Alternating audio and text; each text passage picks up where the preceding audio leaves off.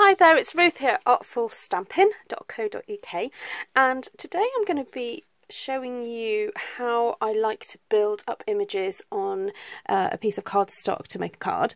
If you followed my blog and YouTube channel for a while, you know that I love kind of like 3D cards, detail and things like that, but I also love just doing flat cards but putting lots of kind of stamp texture on it. This is partly why I love stamping, because you know I don't have to sit there and do all the artwork myself. The artwork is done for me. All I've got to do is just choose the colours and then just stamp away, and I love that I can create new pictures and new designs out of the existing stamps. So I make no apologies that I'm using several stamp sets on this card here that I'm showing you, and I'm going to be showing you some techniques now, and I may be even pulling more stamp sets in just to show you how to do this. Okay, so the first thing I want to just say is that I'm using the shimmer white cardstock. Now if you've not used this before, it is slightly different than just the very vanilla and whisper white card. It's thicker. It seems to work with watercolor slightly differently. It's a bit more robust, so I do recommend you use the shimmer white or watercolor paper when you're using watercolor techniques. It is very different from using the other cardstock. Okay, so the first thing I'm going to show you how to do is how to stamp this multicolored image that you see here. I love these kind of like lined images that Stampin' Up do. And I'm going to let you into a secret that all four of these different flowers were stamped using one impression of ink. Okay, now it's all going to make sense in a minute. I'm just going to try and demonstrate it in front of you, and also demonstrate it stamping it all onto one piece of A4 and then cutting it up later. So I'm using a different image. The one that I used here is from Blooms and Wishes. Let me just get that right. Birthday Blooms, not Blooms and Wishes, sorry, Birthday Blooms. And this one is from Rose Wonder. Now, again, make no apologies. I am showing you some stamp sets that are retiring this month because I'm eager that you guys know what's going, because you don't want to be paying the eBay prices after they've retired, because some stamp sets become very sought after and yeah, quite highly valued. Okay, so I've got my Stamparatus here. Now, if you haven't got one of these, that's fine. You can just use a large block. And I've got here Lovely Lipstick, which is a new colour that's becoming widely available in June. And I'm going to be using Call Me Clover, which is another colour available too. So I'm just picking off something I can see on my stamp. And I'm not going to be too strict, but I'm aiming kind of the red or raspberry pink, whatever you want to call it, Lovely Lipstick, on the kind of rose area of that stamp. Just closing up my ink pad. I'll just show you how these open. Oh, I nearly did it wrong then. I'm used to the old ones. With the new ones, you just literally flip it and slide it. They can be a little bit stiff to start off with, but they do soften up over time. Now I can see I've got a little bit of red on there, so I'm just going to remove the excess bit of red off there, and then just pop a bit of the green onto the leaves like so. Then to close the ink pad, I find it easier just to give that a little push to start off with, just to get it started, and then slide it and then close it down. So I have a spritzer here, and all it's filled with is water. Oh, I'm going to pop my scrap. So because I'm using a photopolymer stamp, I've got my black foam pad here ready, and because we're going to get a bit messy, I'm just putting a piece of scrap paper there, and I'm getting my spritzer, and I'm sort of holding this up at a little slight angle, and I'm just going to spritz that. Oh, how many times was that? About 4 times, I think. 5, 6. Go for that. Okay. Because this is going to help me 6 times. So I'm just putting the corner of my shimmer white paper into there, and I'm going to stamp, take that off, move it around. Oops, there we go. Stamp again, move it around,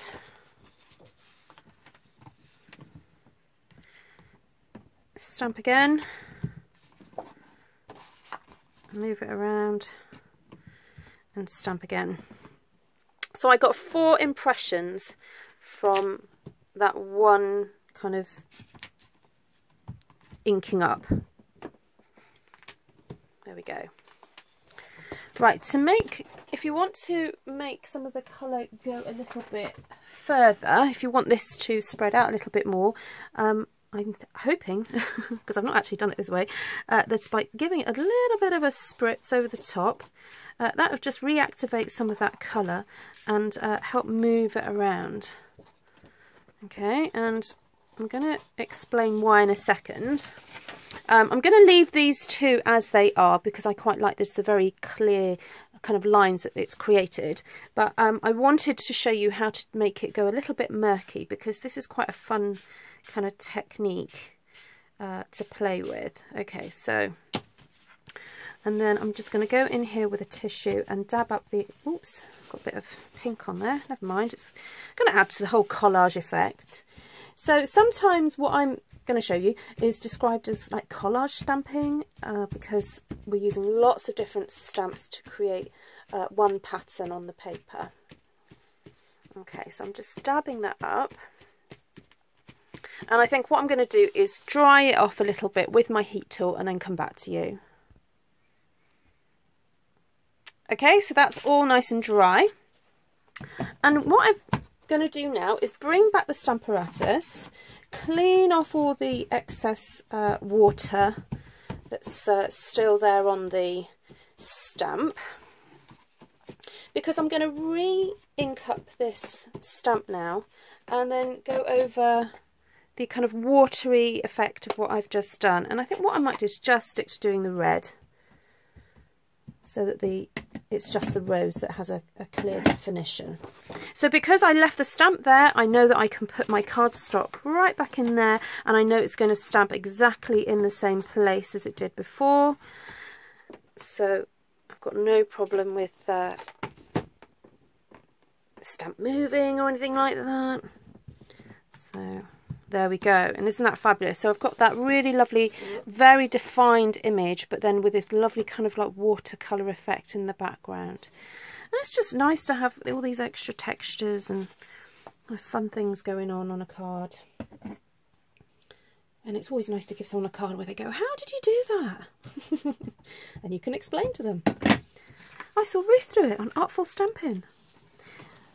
So, oh, I'm going to use my magnet because the water's made my paper a little bit curly. So I was getting away without using my magnet. Oh, look, and I've just got ink on my... I'll pop it there, I think. I'm just going to have to go for it, aren't I?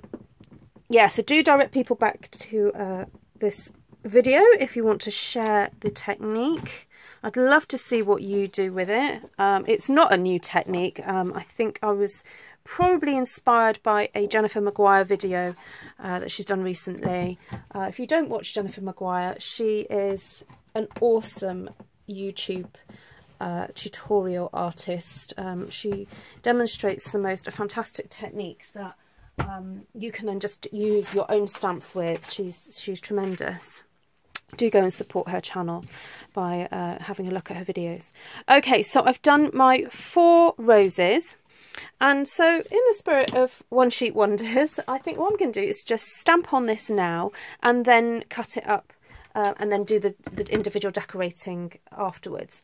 So what I want to do is really keep the integrity of the red and the green going on here, and want to introduce like a beige, a very soft colour in the background. So for that I'm going to do Sahara Sand like I did with my other ones. So here I've got Work of Art, which is a retiring stamp set, along with the Rose Wonder. And I like this kind of chevron pattern here, just to add a bit of interest. So now sometimes when I use a chevron I kind of do horizontals and verticals, but for this one I'm going to be strict with myself and just use it going in one direction. So I'm just going to add some lines to my work like this. I'm trying not to have it interfere too much onto the rose. as I want to kind of keep the rose as a kind of focal point of the pattern. That's not to say that I won't stamp on the rose, but for now I don't want the beige kind of interfering with that right now. So there we go. So that's that on there.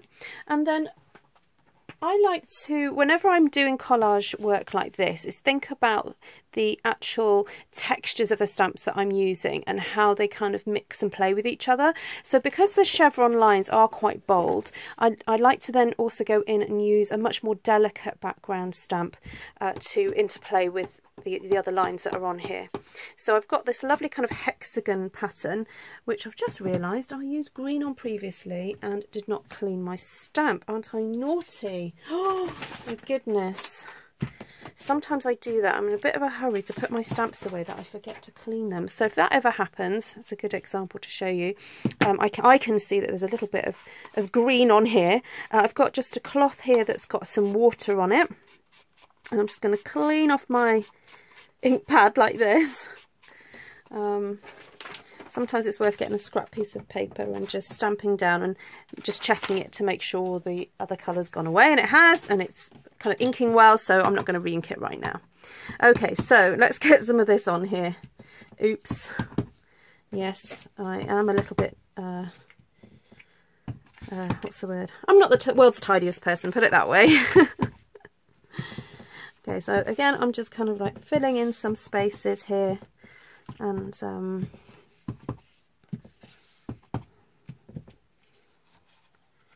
we go. And then sometimes it's worth just like stepping back, looking at the whole piece and thinking, oh, where are the gaps? Let's fill some of those gaps up. Now, that's not to say that that you shouldn't have gaps, because I'm all about sometimes giving your designs room to breathe, and it is important to have the odd bits of white space, or clear space, rather, not white space. But there we go. Right, so that's that there. Now I'd like to bring in some little florals to this, just some like tiny flowers. So let's have a look at my shelf. I've got some little flowers from Blooms and Wishes. There we go. I mentioned your name earlier, didn't I? Blooms and Wishes. I know I'm going to miss you, because you've been one of my favourite stamp sets for a long time. So I'm just going to use this little flower here, and rather than interfere with this lovely bold pink that I've got here, I'm going to use a slightly lighter colour. So there's Melon Mambo that could be used, or Flirty Flamingo. I think I'm just going to go with Melon Mambo. That's what I used to create the samples that I just showed you, and it worked really well. So so now I've got to imagine that these portions are actually going to be stuck onto cards. So I need to almost treat them as individual pieces now. So I'm going to look at these as I would if I was sort of using them as a card. So I'm just stamping and stamping off and doing little clusters. And I might just have a few up here. Okay, so now this card might be used, this portion might be used like that. And so I may have some flowers going off here, some like that. Put a couple up there. And the helpful thing about stamping like this is that, especially the design that's going on in this area here, I'm just stamping once for any ones that might go crossover into the other pieces. If these were all individual 4 pieces of cardstock, I'd have to be doing a lot of kind of stamping and toing and froing to make sure all those little corners are filled in. So by doing it this way, I'm just kind of stamping, and you know, you may see a little bit of one flower on one piece of card and one on another, and that's just great. This actually makes a really nice pattern on its own, doesn't it? I quite like that. Right, let's have a look at this now. There's a little one over there. Might just carry on filling that there. There we go. Right, I'm going to leave that there. So the next stage is probably just to cut it up and see what we've got before adding anything extra to this. So because our card bases generally are 10.5 centimetres wide, I tend to cut then this layer to be 10 centimetres so that I've got a little bit of a border going all the way around. So I'm going to cut this piece 10 centimetres. And I think I want to cut off this area here because I like the rows kind of going off the page slightly or being quite close to the edge of the page. Oops. I've got some curling issues. It's wanting to curl up. Right. And then I'm just going to cut a little bit off this side here. And then, so if you're wondering what this blue sticker is here, this tells me where I need to cut for my matting layer, because the measurements in the UK are a little bit odd. It's something like 14.6 centimetres that I need. It's a bit odd. So it's sometimes easier not to have to think about numbers, but just look at a point on my trimmer to cut. Right, so after this I'm going to be stamping some kind of border around this. So any stamps that you have that have got kind of like long patterns to them, you could use to do this. In the previous the samples I've got here, I used the lace from Southern Serenade, but I realised there's a really nice long piece here. This one will do, from Butterfly Basics. So you can look at your stamp sets and think, oh right, well I have a long piece like that, I could use that in a similar way. So you know, do check out what you've got and have a play. So the only thing about these long ones is that you do have to just make sure you ink it up well.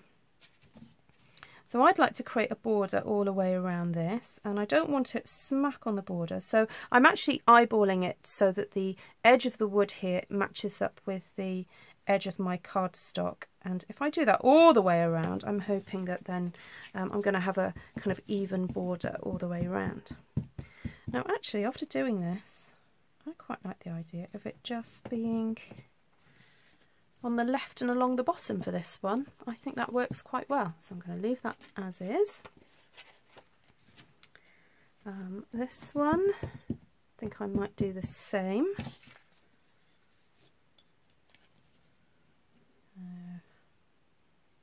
The paper's a little bit curly, so it's coming up to meet me, which is not ideal, but for the sake of this video I need to get it done, so I'm trying to hold it down before I stamp. There we go. Yep, I like that. So I'm using the lovely lipstick colour for this. Okay, so I want to have a go showing you how to frame within, going quite into the edge of the card. Oh, I think I went on a funny angle there, but never mind. You know what, I'm going to go deliberately at a slight funny angle again because it needs to match. I'm going to go in like that. So I'm creating a frame within a frame type idea. Okay. So kind of that is going to be kind of the focal area. So if I add a sentiment to that, that will really help to kind of bring that sentiment to life in the middle there. So I've got the stamp You're in My Thoughts and Prayers here, and I'm just going to use the Call Me Clover to add that. Now I'm going to make sure that the stamp, the actual sentiment, is aligned with the card, even though I know my other lines are not quite aligned. I'm going to make sure that that's aligned like that.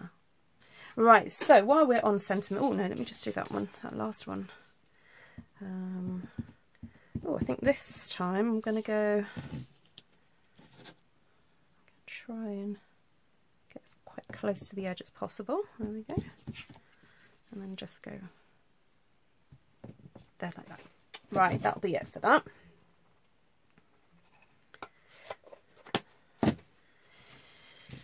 Right, so I'm going to do a couple more sentiments.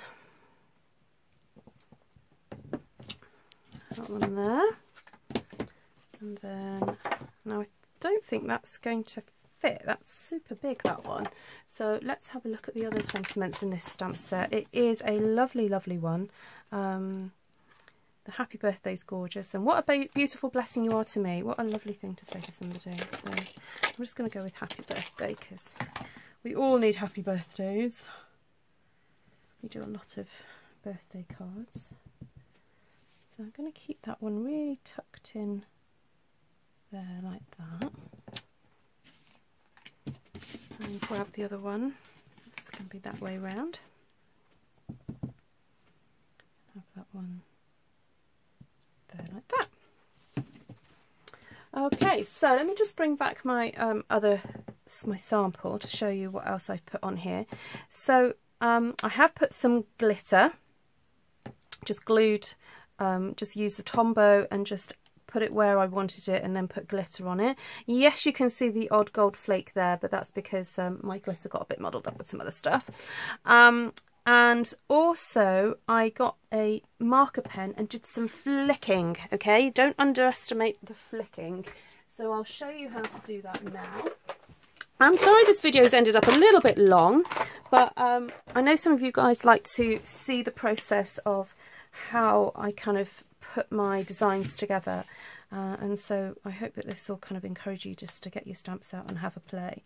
So I don't know if you can see what I'm doing here. I'm getting the tip end of my marker pen here and against the pen top, and I'm just flicking away, and some tiny little drops of ink. I promise they are there. They are coming onto the cardstock there. So, oh, and I just flicked it too hard. Okay, I'm going to stop there. So thank you for joining me today, and I hope this inspires you to do some more one sheet wonders. And you get some water and use your shimmer cardstock and try this technique of stamping, then getting some water on there and having this kind of like faux watercolour background, and then stamping over the top once it's dried. Thank you for joining. There'll be a list below of all the products that you can purchase straight away from my shop. And don't forget, when you purchase from me using the host code, you get an extra little gift, and you'll be getting something extra next month as well, with all the new colours on. So take care for now. Bye.